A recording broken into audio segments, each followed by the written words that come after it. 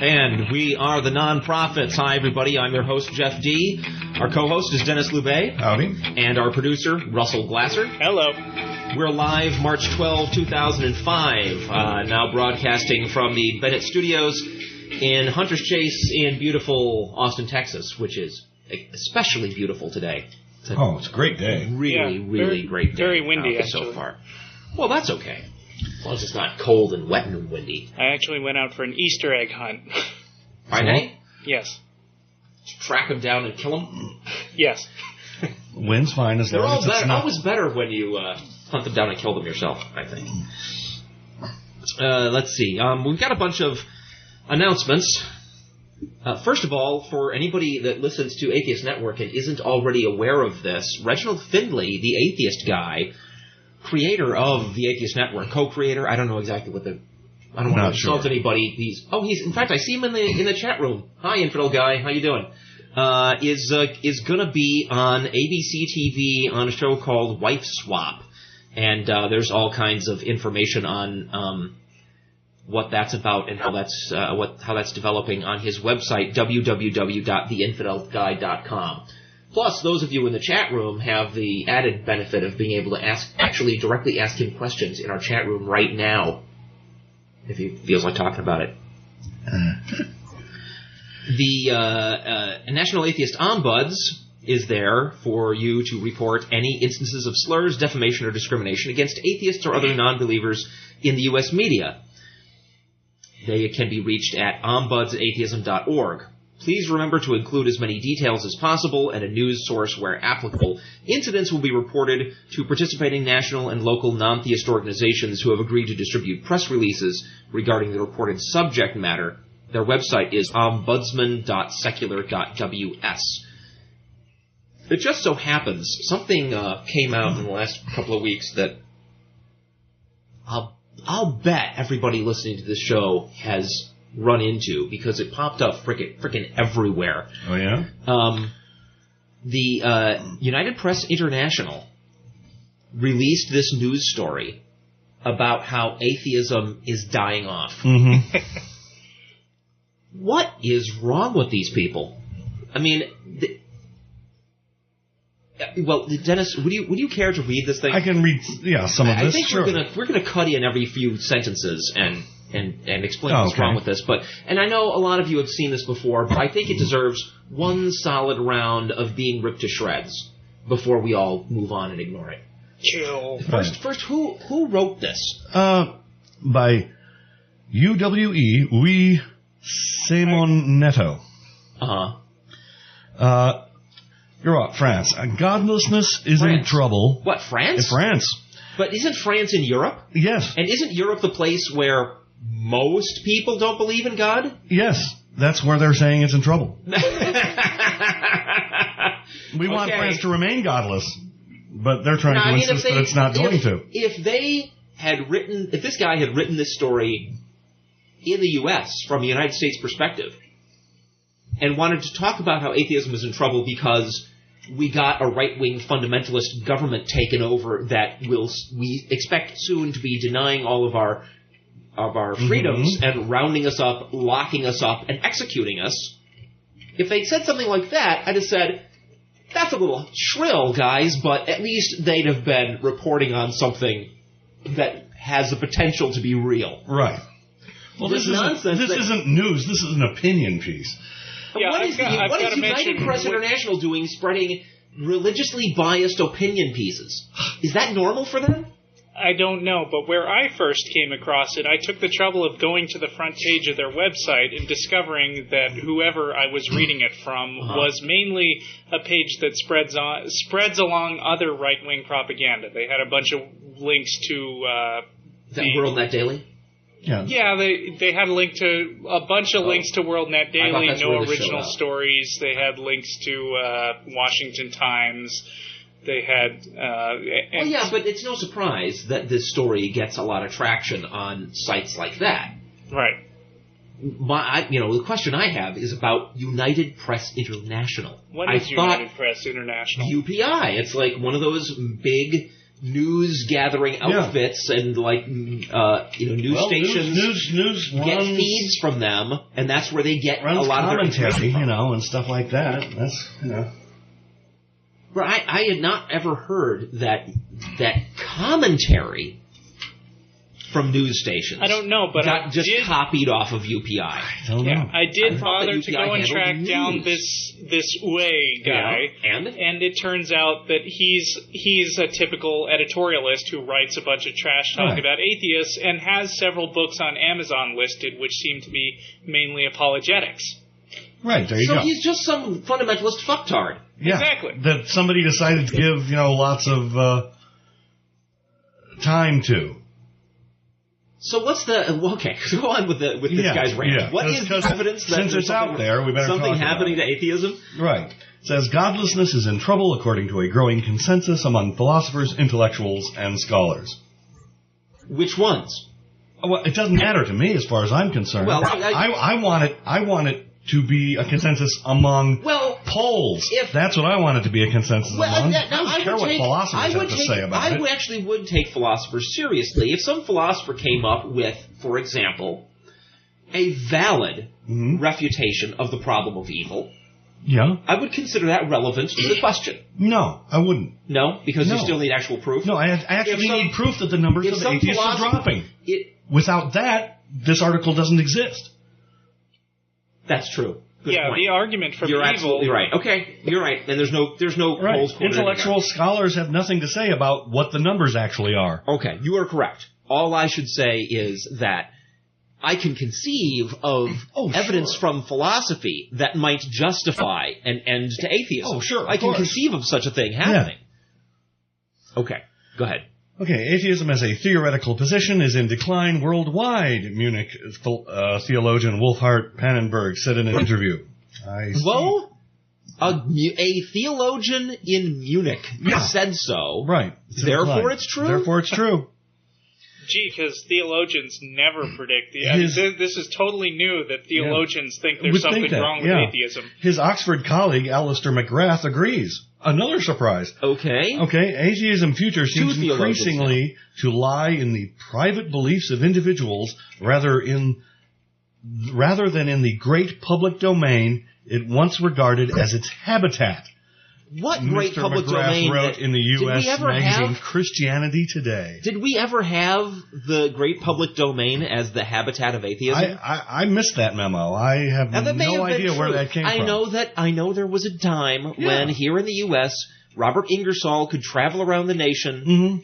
Everybody knew he's an atheist. He would give these talks, and people would come, even people that didn't agree. What? I've been tipped off by the chat room, and I've Googled to verify that it's true. This is just preliminary, but UPI, along with Washington Times, is owned by Sun Myung Moon.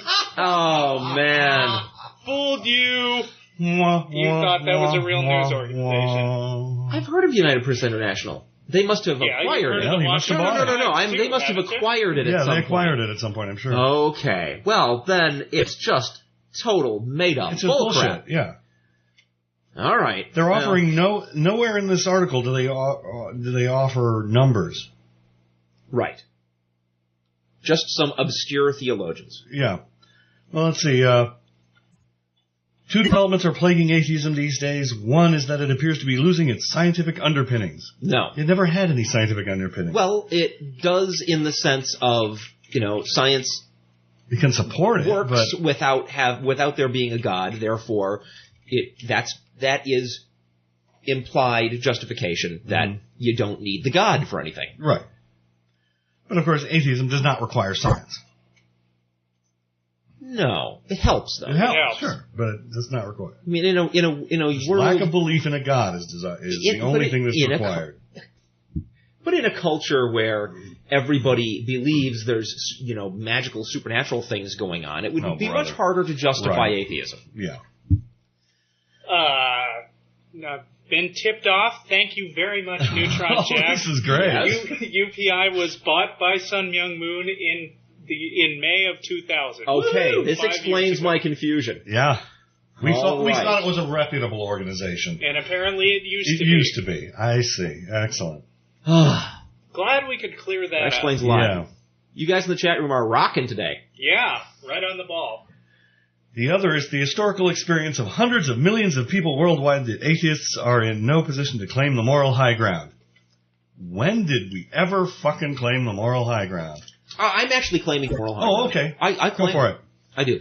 Okay. They say... You know why? Because our morality no has an actual grounding. Well, yeah. And theirs doesn't. I mean, it's not real high, but it's higher than theirs. British philosopher Anthony Flew, have to bring that in, once as hard-nosed a humanist as any, has turned his back on atheism, saying it is impossible for evolution to account for the fact that one single cell can carry more data than all the volumes of the Encyclopedia Britannica. Now, their claim that Anthony Flew said that is true. And boy, what a piece of nonsense. Well, I know. We had a big thing in the show about Anthony whenever Flew. you hear a creationist or an intelligent design person describe a big number, you notice it's never enough for them to actually use scientific notation, like, 10 to the 500. No. They always have to describe the number. Like, it's like they're all aspiring comedians or something. Boy, I tell you, that number was big. How big was it? Well, it was so big that it could fill a whole bunch of encyclopedias. When that number sits around the house, it sits around the house. Yeah. If you stacked up all these zeros on top of each other, they could stretch a really long way. From here to the moon and back twice. Because they're targeting an audience that is innumerate. Right. Yep. Mr. Flew still does not accept the God of the Bible. Which is, okay. Right. I'm glad they put that little tidbit of truth in there. Yeah. But he has embraced the concept of intelligent design, a stunning desertion of a former intellectual ambassador of secular humanism to the belief in some form of intelligence behind the design of the universe. Right. He's no longer intellectual. He's just believing crap. Yeah. A few years ago, European scientists snickered when studies in the United States, for example at Harvard and Duke universities, showed a correlation between faith, prayer, and recovery from illness. Now, 12,000 studies at research centers around the world have come to similar conclusions, according to Psychologie Holt, a German journal, citing, for example, the marked improvement of multiple sclerosis patients in Germany Ruhr district because of spiritual resources. Yeah. This sounds like pure bullshit. There are a number of these studies that claim exactly that. Yeah. That's not relevant. What's relevant is, do those studies stand up under scrutiny, and do enough of them stand up under scrutiny to establish some kind of evidence? The answer is no. Atheism's other Achilles heel are in the acts of inhumanity and lunacy committed in its name. Which ones are those? With time, atheism turned out to have just as many frauds, psychopaths, and careerists as religion does. Oh, okay. So they're claiming... So what? So I guess suck just as badly as you assholes? So I guess religion is on the way out, huh? Yeah, it must be. With Stalin and Madeleine Murray O'Hare... Oh, I like that, the same sentence. That's good. Let's trivialize Stalin, shall we? Atheism seems to have ended up mimicking the vices of the Spanish Inquisition and the worst televangelist, respectively. What the heck?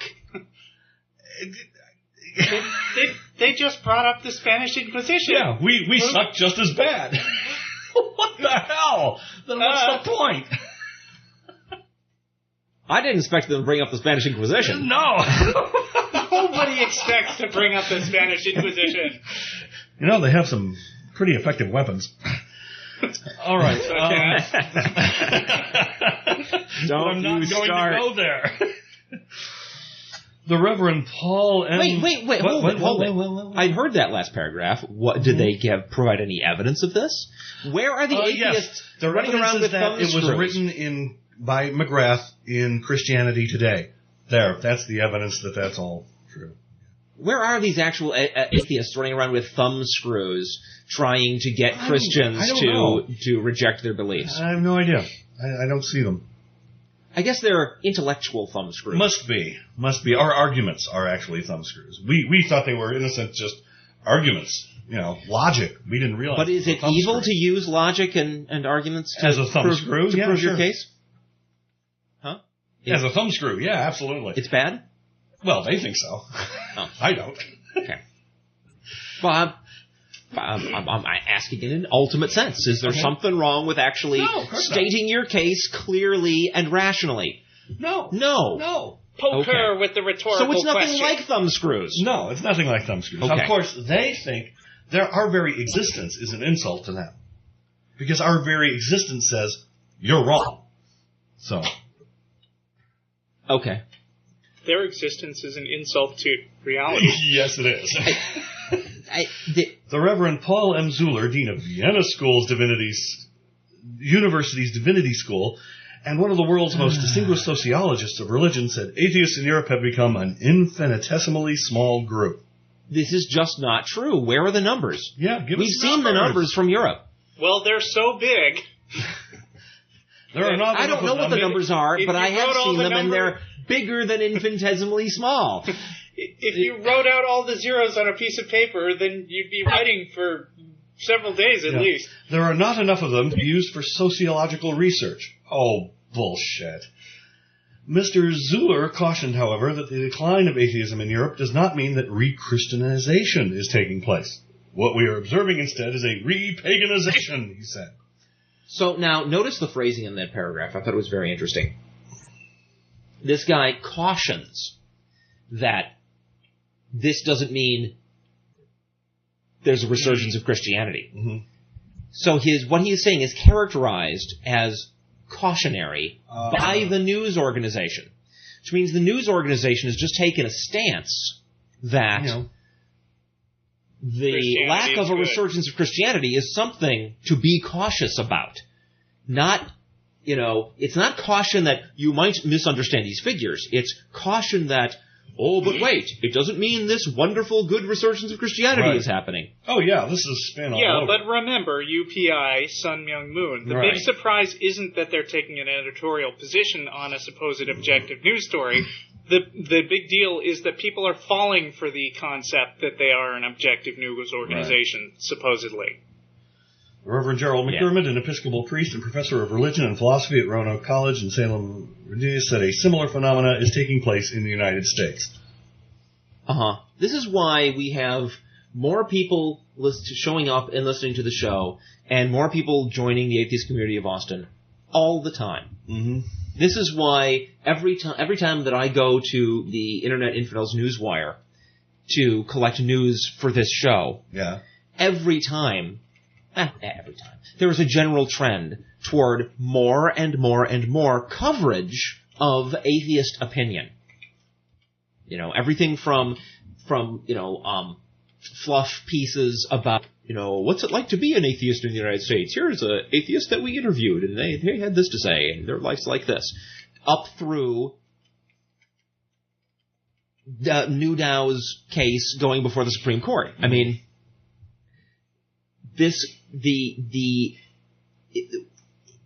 if they're right, and atheists are becoming a smaller and smaller minority all the time, somehow that smaller and smaller minority is becoming more and more influential. Right. And that just is hard to imagine. That is bizarre. Maybe when there's just one atheist left, we'll be in total control. Or maybe, that's right, he will be omnipotent. That's right. And we'll worship him as a god. Wow. No, the theists will worship as a god. There will be no more atheists. Oh. Right. That works. Well, that could provide a mechanism of how you get an omnipotent being. He says, the rise of all sorts of paganism is creating a false spirituality that proves to be more dangerous rival to the Christian faith than atheism. False spirituality. Now, there's an ironic. I'm personally, of course, not a big fan of paganism. Well, no, me neither. But, and as far as I know, to a certain extent, what he's saying is true. There does seem to be a bigger shift from traditional religion to paganism than from traditional religion and paganism to atheism. Right. But it depends on how you look at that, right? Mm-hmm. I'd like to see numbers showing the percentage increase in paganism versus the percentage increase in atheism, because, if the atheists are a minority, which we are, we have that much more limited contact with people around us to explain our positions to and to get them to change their minds. So we would expect us to grow in absolute numbers slower. But if we grow percentage-wise faster, that's significant. Yeah. It means our arguments are still more persuasive. even though we're reaching fewer people. These are the important numbers. Now, the next sentence is kind of weird. Oh, the next sentence says. I was wondering when we get to the weird sentence. After all, a Satanist is also spiritual. No, that is spiritual is between scare quotes. Oh, that's the interesting part. The scare quotes. Saying the rise of all sorts of paganism is creating a false spirituality that proves to be more dangerous rival to the Christian faith than atheism. After all, a Satanist is also spiritual. Oh, because they just characterized it previously as false spirituality. And so that's what they mean by the scare quotes. Yeah. Why were you saying no? Why wouldn't a Satanist be spiritual? No, I was going to agree with the story. They say no. Okay. They're false spiritual. Mr. Pannenberg, a Lutheran, praised the Roman Catholic Church for handling this peril more wisely than many of his fellow Protestants. No, that's fine. If they want to call paganism a peril, they can go right ahead. I don't care. The Catholics stick to the central message of Christianity without making any concessions. I think of paganism more as a social peril, but... Yeah. The Catholics stick to the central message of Christianity without making any concessions in the ethical realm, he said, referring to issues such as same-sex marriages and abortion. In a simpler vein, Mr. Zuller, a Catholic, sees Christianity's greatest opportunity when its message addresses two seemingly irreconcilable quests of contemporary humanity, the quest for freedom and truth. Christianity alone affirms that truth and God's dependability are inseparable properties to which freedom is linked. What? Says who? As for the perils of... That's the guy. As for the peril of spirituality, Mr. Zuller sounded quite sanguine. He concluded from his research that in the long run, the survival of worldviews should be expected to follow this lineup. The great world religions are best placed, he said. As a distant second, he sees the diffuse forms of spirituality. Atheism, he said, will come in at the tail end. Oh, thanks. So it's a race now, isn't it? Yeah, it's a race. What? How can it be a race? For souls or something. But how can it be a race? Oh, because the end times are coming. Right. So there's a finish line. There's a finish line. So, all right, Christianity in the lead, followed closely by Taoism and... Well, thanks to everybody in the chat room who provided background information on that story. I think that finally puts the nail in the coffin of that piece of nonsense. I think really the only thing you need to say about this piece is there's no data. It's an editorial by an apologetics professional. Right. In a Reverend Sun Myung Moon owned publication. Yeah. Yeah, that pretty much covers it. Squirts spooge all over the place, yeah. Tomorrow, the Atheist Community of Austin will hold its monthly lecture at the Texas History Center. This month, we're holding a panel discussion among some of our most experienced debaters on the subject of debating theists. All three of us are going to be there, right? Yeah. Yeah. And also Linda Raymond. Wait, not tomorrow. No, you're right. Not tomorrow. A week from tomorrow, the 20th. The 20th. Thank you for correcting me. The panel will be moderated by Don Baker and is open to the public. The doors will open at noon, and the panel discussion will begin at 12:30. That's next Sunday, the 20th. Is that correct? The 20th? Next Sunday, the 20th, yes. Okay. No, next Sunday would be the 23rd. No. Wait. October. You're on the wrong month, dude. The 20th. The 20th. Okay. I got something right. Here is the Center for Inquiry events calendar. On March 20, that same weekend, new religious threats to academic freedom. The speaker is DJ Grothy. This will be at Fresno City College. Time to be announced. For more information, contact sjordan at centerforinquiry.net. On the 23rd, the race myth. Why we continue to pretend that race exists in America. Speaker is Joseph Graves, a evolutionary biologist at Fairleigh Dickinson University, and John Entine, author of Abraham's Children, at the Wilson Auditorium, Fairleigh Dickinson University, 1000 River Road in Teaneck, New Jersey, at 7:30 p.m. On the 25th, Is the U.S. a Christian Nation? A debate between David Kopsel and Steve Crampton. State University of New York, Knox Building, Room 104, Amherst, New York, 7 p.m. On April 4th, Evidence, Subjectivity, and Faith, Austin Dacey and George Kristovich will discuss how evidence and the subjective value of experience affects the most personal of decisions which go into determining one's faith or lack thereof. Western New England College of Law, Springfield, Massachusetts, 6 p.m. On April 6th, University of Iowa, Des Moines, Iowa, time to be announced, noted Quranic scholar Ibn Warraq will lecture to graduate students at the University of Iowa on his findings from years of Quranic criticism. On April 8th, the true meaning of the separation of church and state. Eddie Tabash, Queensborough Community College, Medical Arts Building Lecture Hall, room M136 in Bayside, New York, 7 p.m. And on April 16, CFI on-campus regional conference at the Center for Inquiry West in Hollywood, California from 2 to 5 p.m. This event is free of charge, and it will be a great way for students, faculty, staff, and others interested in the campus movement to share their experiences and gain new skills of campus organizing. As a special bonus, attendees will also be able to see the latest performance by the world-renowned mind reader, that's also in scare quotes, mind reader, Max Maven. April 22, The Values Issue versus Real Values, a Skeptic in Faith-Based America. Speaker is student Jacoby at the State University of New York, Knox Room 104, Amherst, New York, 7 p.m. On April 24th, CFI Campus Regional Conference, Pittsburgh, same as the Hollywood one, but in Pittsburgh. Further details to be announced.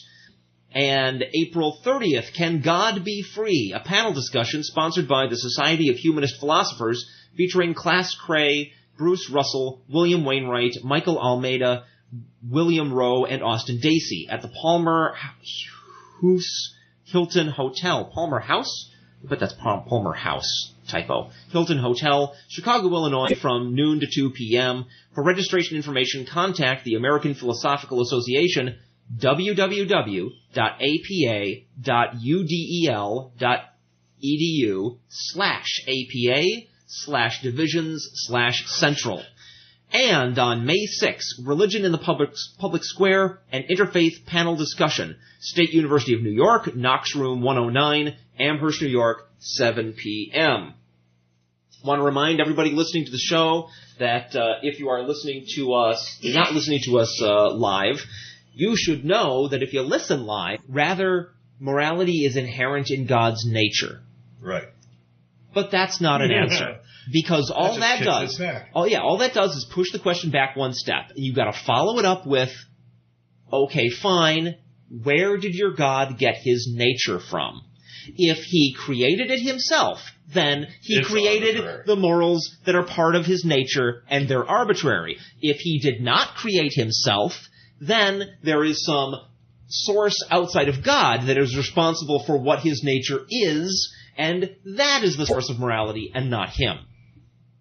Plus, it leaves us in the position of saying, well, okay, the God has that nature, so what? Does that mean that the God's nature really is moral? No. I mean, I'd be happy to agree if somebody can prove that their God exists in the first place and can prove that their God has a certain kind of nature. I'd be happy to agree their God has that nature. Right. I don't see how you get from that to, therefore, its nature is the definition of morality.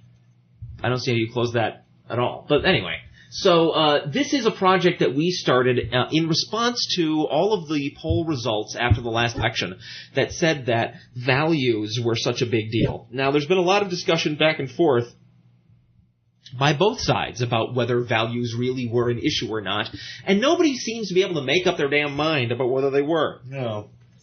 It's just obfuscate history and everything goes away. Yeah, all I care about is that people cared whether morality was, whether moral values were a relevant issue in the election. Because if people care about whether they are, that's good enough.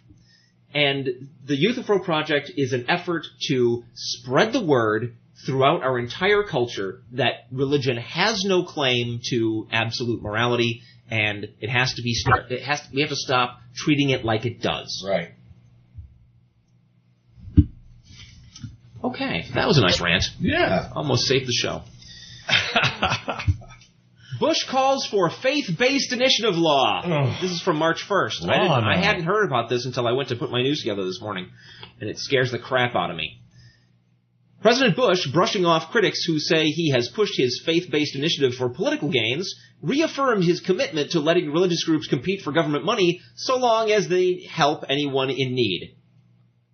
But they don't help anyone in need, do they? Because the rules of these faith-based programs, at least the rules that they are trying to preserve, are rules that say that religious organizations getting government money can go ahead and discriminate against potential employees on the basis of their religion. Yeah, well, that's not helping. Discriminate with my tax dollars. That's not helping anybody in need. Right. And I'm not going way over the deep end with this, saying that anybody that walks in off the street they have to hire. But there is a list of things you're not allowed to discriminate against, and religion is one of them. Right? Creed? That's one of the things you're not allowed to discriminate on if you accept federal funds. Quote, we ought to judge faith-based groups by I can't do Bush. But we ought to judge faith-based groups. We ought to judge faith-based I can't do it. I can't. I'm sorry. You want me to read it? Just read it straight. Yeah, you want to do this paragraph? Okay. All right. Which one? This second paragraph. Quote. We ought to judge faith-based groups by results, not by their religion. Bush said Tuesday to more than 250 religious leaders. Well, fuck you, Bush. You ought to judge religious organizations that are getting federal funds ought to judge potential employees by results and not by their religion, right? Right. Undeterred. But they don't. Undeterred by, maybe I'll just do a funny voice because he deserves it. Undeterred by congressional inaction, Bush sidestepped lawmakers with executive orders and regulations to give religious organizations equal footing with non-sectarian ones in competing for federal contracts. He pushed Congress to codify the executive orders into law this year. It is said that faith can move mountains, Bush said. Here in Washington, D.C., those helping the poor and needy often run against the big mountain called bureaucracy. I'm here to talk about how to move that mountain so that we can reach out and partner with programs which reach out to people who hurt. I know that's not Bush at all, but it was fun. Yeah. The president has long pushed to let religious groups compete for taxpayer dollars. Yeah, like he did in Texas. And there's look for reports on what became of almost all of the faith-based charities that Bush funded in Texas. It's astonishing the scandal and outright crime committed by these groups. Because part of this is, well, the reason we want to give the money to these faith-based groups is, they'll be effective, and B, we can trust them.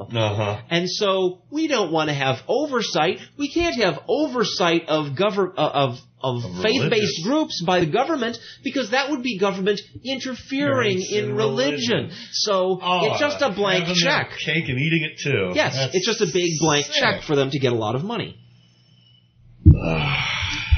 Opponents fear the government would wind up paying for religion. Yeah. Among other things, yeah.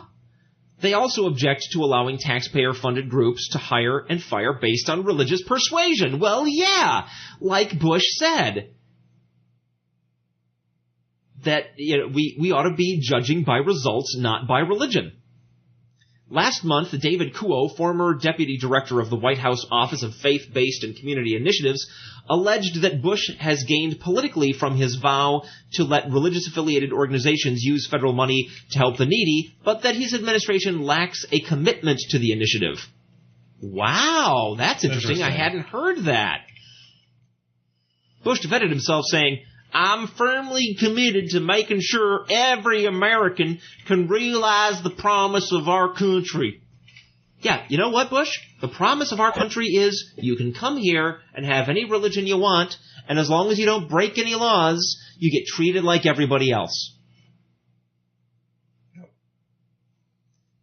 And that means there's no special This is special treatment for religion, because religion is tax-exempt already. And now they're getting federal money. Yes. What? All right. Here's some comedy. Ready for some comedy? Sure. Not exactly good news. It's not really exactly atheism-related. A George Rogers High School junior arrested last Tuesday for making terrorist threats told reporters that the writings that got him arrested are being taken out of context. Winchester police say William Poole, 18, was taken into custody last Tuesday morning. Investigators say they discovered materials at Poole's home that outline possible acts of violence aimed at students, teachers, and police. Poole told the reporters that the whole incident is a big misunderstanding. He claims that what his grandparents found in his journal, his grandparents found this and turned him in. Great. That's nice. That's family values. Yeah, that's family values. What his grandparents found in his journal and turned into the police was a short story he wrote for English class. My story is based on fiction, said Poole, who faces a second-degree felony terrorist threatening charge. Oh, boy. It's a fake story. I made it up. I've been working on one of my short stories. This kid have a dumb voice. Wait. Isn't he the good guy Go here? for it. Wait. Keep going. Okay. I'm reading what he said word for word. He's got a funny way of saying things, and I think the accent goes. All right. It's a fake story. I made it up. I've been working on one of my short stories. The short story they found was about zombies. Yes, it did say a high school. It was about a high school overran by zombies. Right. This is, okay, a kid wrote a story about zombies, and he's in prison. Thought he was a terrorist. He's in prison now on, what are these charges? Second-degree felony terrorist threatening charges. Wow, that's what the hell? That's almost is like it not true? Weapons of mass destruction's related program activities. Yeah.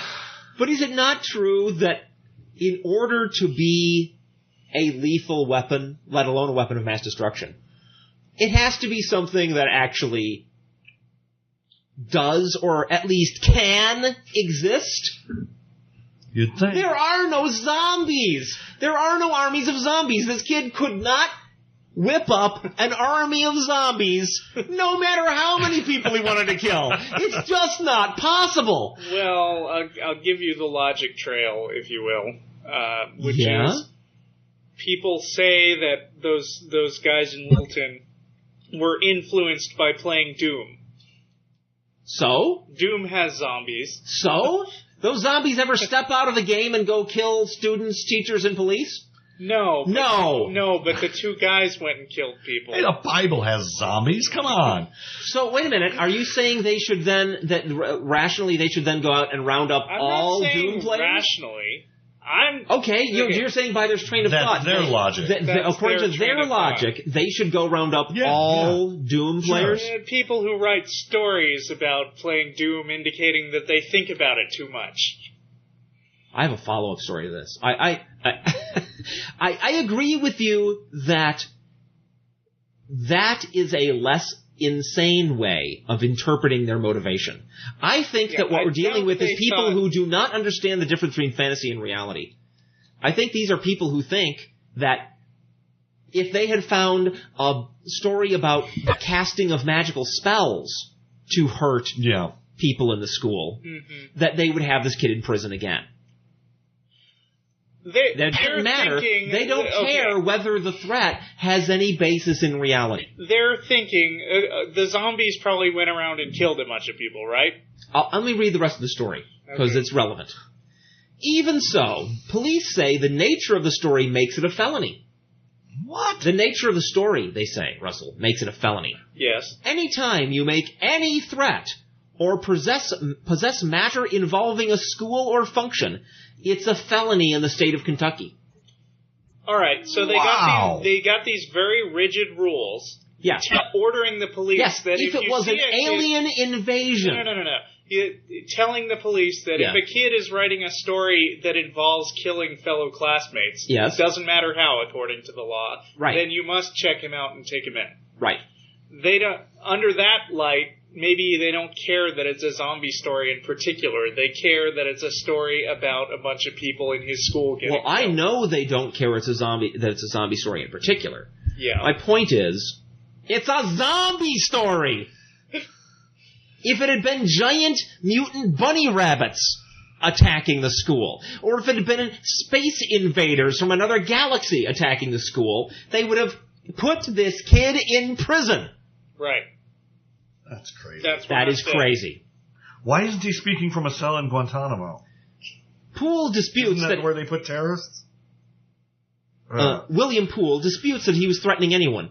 It didn't mention nobody who lives in Clark County. Didn't mention the high school. Oh, it didn't? No, does not mention anybody. Maybe he wrote a funny story about all his classmates. Let him explain himself.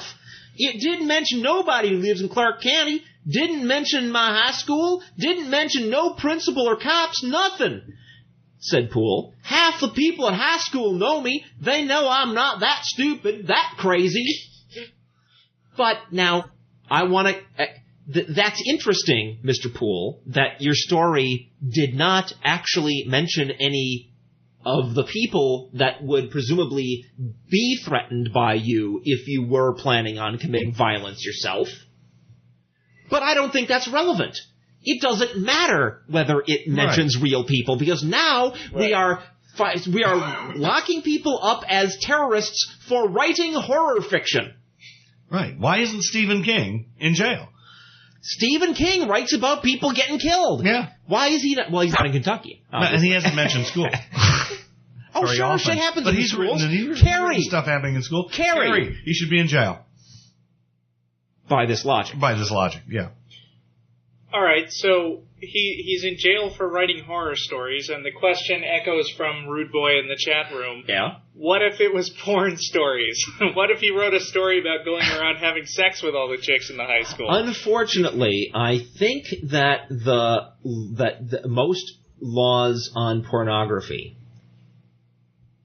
don't require the intent to have sex with an actual person. Right? So it's irrelevant. It's sort of irrelevant. You're asking, I mean, would he be in jail if he wrote a pornographic story? I don't think there should be laws against porn in the first place. No. But the laws that there are never cared, I don't think even conceivably care about you writing that, your fantasy about having sex with a particular person. Especially in the privacy of your own journal.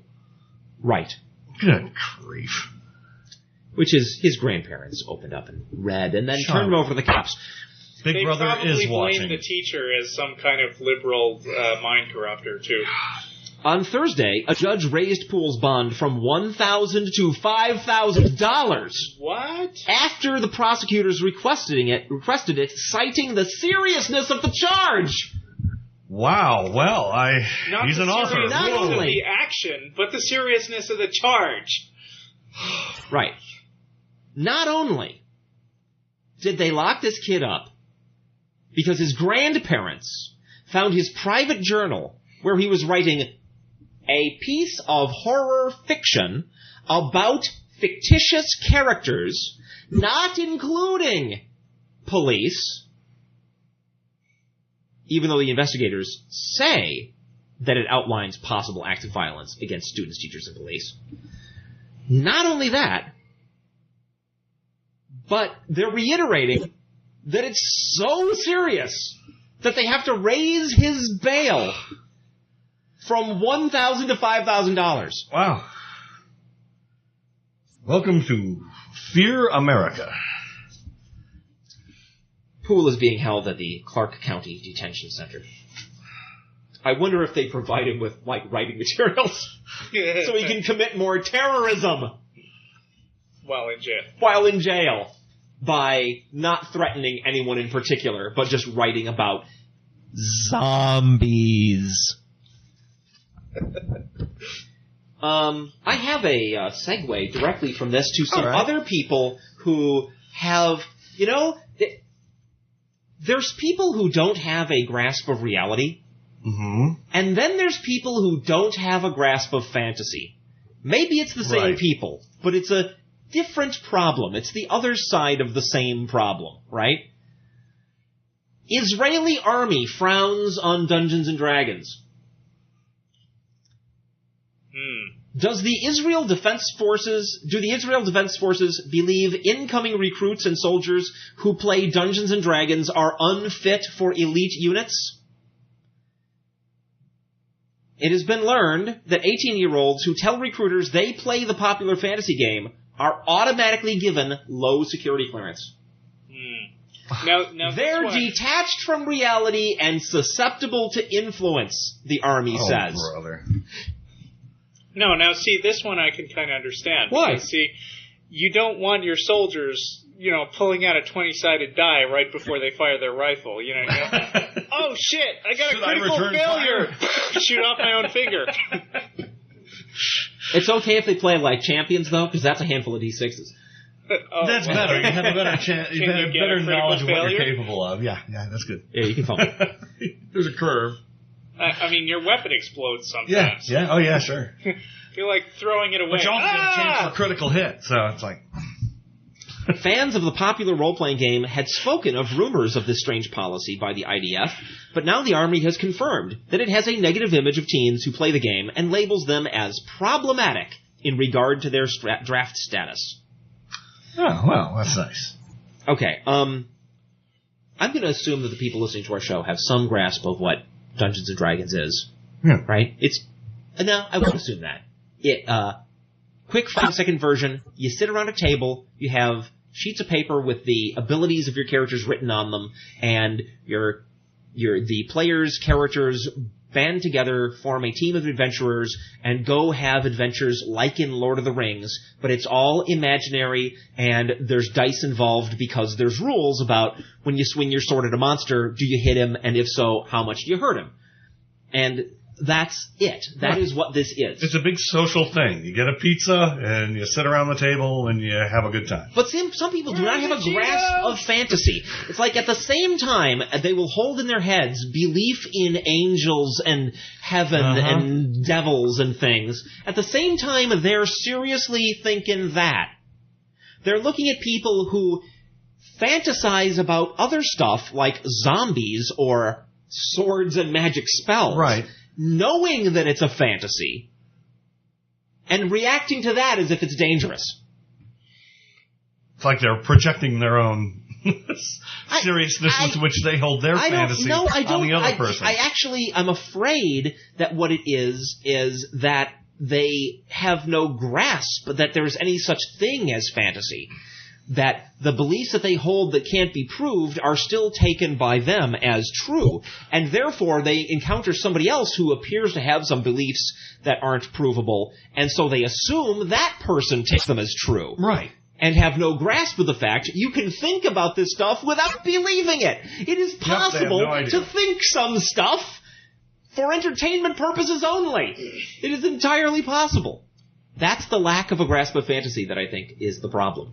Anybody who wants to know a little history about this opposition to role-playings, I highly recommend you Google something called the Pulling Report, or Puling, perhaps. Yep. P-U-L-L-I-N-G. It's sort of a look at someone named Patricia Pulling, who was influential in the 1980s in fighting against role-playing games, and giving profiles to the police of gamers who might be dangerous or take the game too seriously. Her own son killed himself and was a Dungeons & Dragons player, so she made the connection and then decided that she should go around warning people of the evils of Dungeons & Dragons. But this report is absolutely hilarious. It's got one of my favorite anecdotes of all time where a guy who was representing the Dungeons & Dragons making company during one of the trials stood up and said to the woman on the stand, look, I'll just show you what Dungeons & Dragons is like. here, I'm going to cast a spell on you. And he rolls a 20-sided die, and he says, oh, that spell didn't work. And she said, of course not. I'm protected by Jesus.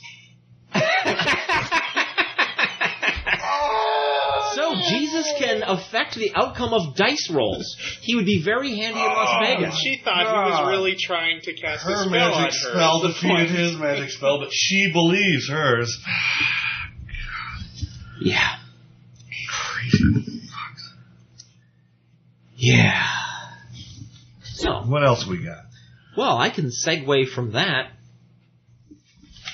We don't often, there's always this problem that we have in the United States when atheists talk about religion. We tend to talk about Christianity a lot because it's always in our damn faces. Mm-hmm. But we should, it's important to note that we do not reserve our criticism of other religions when they do insane things. Mm-hmm. So, since we're talking about Israel, here's another interesting story that was in the news. Yeah. U.S. rabbis, sucking circumcision blood from a tube. Boy. Well, there's a tasty treat. What? Rabbis should use a tube to suck blood from circumcision wounds rather than sucking directly with their mouths to protect infants and rabbis from disease. The leading Orthodox rabbinical group said on Thursday. Now, Russell, you're Jewish. Yeah. Were you circumcised by a rabbi? I have no memory of that. So do you know whether you were circumcised by a rabbi? I plead the fifth. Oh, no. Well, you might want to ask your dad. Because if you were... Oh, no. There's a good chance. Oh, no. In a traditional I'm going to say I didn't. You're going to say, okay. And that makes it true, because you're saying it. Well, my parents were Jewish, but only kind of Jewish. Well, Rabbi... There's a good chance it wasn't a Orthodox. Orthodox. No, it's almost certain that it wasn't an Orthodox rabbi. They would this is something you might want to be completely certain about, considering it's your penis we're talking about, okay? This rabbi may be gay. Don't ask, don't tell.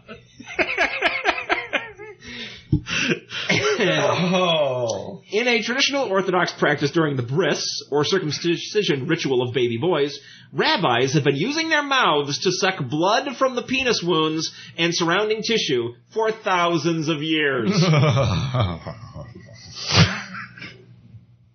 The use of a sterile tube is an acceptable substitute for direct mouth contact. Yeah? They have decided after thousands of years. They didn't have sterile tubes thousands of years ago. That's true. God. Oh, goodness. The traditional practice has been under scrutiny after New York City health officials went to court last year to stop a rabbi from performing the practice they believe may have led to the death of a baby boy from herpes. Oh, wait a minute. Oh, the rabbi had herpes. Where did this baby get herpes? Oh, he was circumcised? And the rabbi put his lips on his wiener. Does herpes get transmitted that way? Oh, yeah. I didn't know that.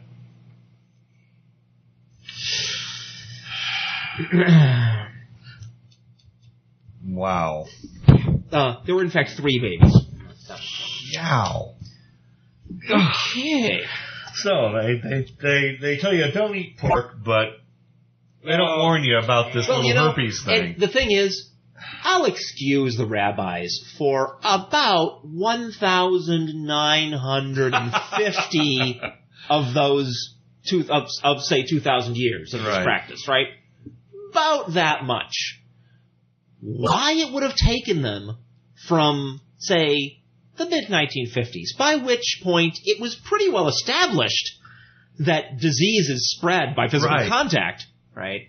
To give up this practice of actually mouthing the baby's dicks. Good grief.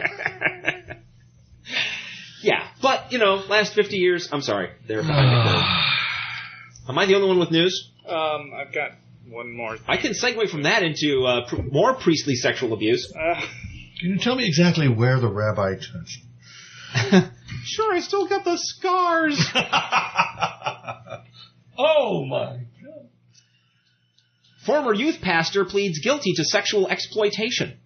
Des Moines, Iowa. Oh, well. This is my segment of religious backpedalophilia. A former Clive youth pastor pled guilty Monday, that would be last Monday, to 3 counts of sexual exploitation as part of a plea agreement. Prosecutors said Mike Hintz, 35, had a sexual relationship with an underage member of his clergy last year. Under the plea agreement, Hintz was sentenced to 2 years probation. He was also ordered to pay victim restitution, undergo a sex offender treatment program, and be entered on the sex offender registry. Well, that's something. Hintz, who is married with 4 children, is forbidden to have any contact with the victim or anyone else under the age of 18, with the exception of his own children. Oh, well, that's nice. Just to show that, our legal system is right on top of clamping down on these religiously motivated, religiously excused sex offenses. Former priest sentenced to March 3rd, Camden, New Jersey. In Camden, a former South Jersey priest has been sentenced for sexually abusing a 10-year-old altar boy back in 1995.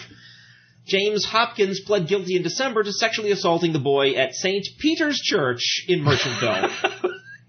Peter's Church. What? Nothing. Once again, that's St. Peter's Church. On Friday, he was sentenced to 16 years in prison. Oh, well. Hopkins served at 8 parishes in the South Jersey area. In 1999, Hopkins and the Camden Diocese settled a civil lawsuit over abuse allegations. So the church got away scot-free. They settled. Well, I guess not scot-free, right? A settlement is some expense. They got off easy. Yeah. And after that was settled, they kicked this guy out so he could be a former priest, then handed him over to the police, who finally did something to him. Yes. How are we doing on time, Mr. Producer Man? 7 minutes. Oh, really? Yeah, really. All right, let's do this. I'm sorry, you have something? I do. Do you really want to do it? Huh? You go I really ahead. want to do this one. Yeah. Okay. Physicist awarded Templeton Prize. Oh, boy. Okay, everybody out there, I hope, is aware of the Templeton Foundation. If you're not, this story will bring you up to speed. Dr. Charles Towns, a physicist who shared the Nobel Prize for helping to invent the laser, added another and most unusual prize to a lifelong storehouse of honors yesterday. In a news conference at the United Nations, no less, he was announced as the winner of the $1.5 million Templeton Prize, awarded annually for progress or research in spiritual matters. Dr. Towns, 89, a longtime professor at the University of California, Berkeley, has long argued that those old antagonists, science and religion, are more alike than different and are destined to merge. Don't we hear that all the time, though? Yeah, because religion, tests itself so often. They call this you call them old antagonists, right? The antagonism pretty much started with, say, Galileo. Yeah. Right? Yeah, back in that day. But all the antagonism is because they're not the same. Understanding the order... he's a really old man, right? Understanding the order in the universe and understanding the purpose the purpose in the universe are not identical. But they are not very far apart. That was a nice touch. Yeah, that's good. I was coughing anyway. I just worked it in. They're not identical, but they're not very far apart, he wrote in a seminal paper titled The Convergence of Science and Religion, published in 1966 in the IBM journal Think. Ironic. In a statement, the Templeton Foundation described Dr. Towns as a unique voice, especially among scientists, that sought commonality between the 2 disciplines. Well, then he's a kook! Yeah. When you have a bunch of scientists and one of them says something wildly crazy like religion and science are very, very similar, and all the rest of the reputable scientists say, nah, then he's a kook, and you don't give him $1.5 million. Well, they do. The prize was established in 1972 by the investor and philanthropist Sir John Templeton, with a monetary value always to exceed that of the Nobel. Why? Philanthropist, my ass. Because he's a fucktard who wants to destroy the recognition of the difference between faith and reason. And so he's willing to spend money on it. And it was important to him to make a statement that his prize was more important than the Nobel Prize. It's better to be a religious kook than a guy who makes big advances in real science. Dr. Towns is to receive his prize at Buckingham Palace in May. Dr. Towns often recalls that he came up with the idea that would become the laser while sitting on a Washington Park bench in 1951, and an angel approached him and said, "Verily, Dr. Towns, dost thou put the ruby cadmium quartz crystal in the tube and..." I'm sorry, I'm making that all up. What the hell? I'm just showing how much science for him is like religion, right? Because that must have been how it is, because that's how religion is. When he makes a spiritual laser that will return, repeatable results, then, we'll listen to him, but... In his 1966 article, he said there was little difference between such epiphanies when the subconscious hits on the solution to a problem and the religious experience of revelation. So, I take it, Mr. Towns, since you believe that you didn't actually think up the idea for the laser, but had it revealed to you by God, that you handed your Nobel Prize right over to the church, right? Because you didn't think of it. It was a spiritual revelation, or practically the same thing. Right, you just plagiarized it from God. You didn't take that money home and spend it. No. Dr. Towns, who described himself as a Protestant Christian, said there was no reason to expect that the Bible would be all correct. Well, that's a sane thing to say. I don't expect hardly any of it to be correct, but at least that. Asked about his beliefs, he said, "I have enormous respect and adoration for Christ and what he did, including that cadmium laser invention." Right. That Dr. Towns takes credit for. But he added that he did not know whether Christ actually was the Son of God, just a damn good physicist. What? No, I added that too. Thank you. I'm trying to, the guy says religion and science are the same. So what's he doing talking about getting revelations and having that be the same as scientific insights? Doing research. Yeah. If he says that's the same, it's the same. If it's not the same, it's not the same. Shut the fuck up. But he got an extra $1.5 million for saying this crazy shit. 1 minute. I guess we're done. Let's just wrap it up. Thanks everybody for logging in and listening to the show. Again, go over to Infidel Guy's website, www.theinfidelguy. I think it's just Infidel Guy. theinfidelguy.com. Well, it's either then. Or either. And find out about his upcoming appearance on ABC TV. I'm sure that's going to be a hoot. We plan on watching and commenting. Yes. Also, speaking of watching and commenting, on Monday morning, Air America Radio starts broadcasting here in our fine town of Austin, Texas. Yay! On AM 1600 for any Austin area people listening to the show. And Al Franken is going to be in town to do his show live from the State Theater on that morning. And we have arranged to think that we can get in to see that in the studio audience. So, hopefully. If you listen to Al Franken on Monday, you might hear some like applause or laughter or something that would have us in it. Yeah. Listen for anything familiar.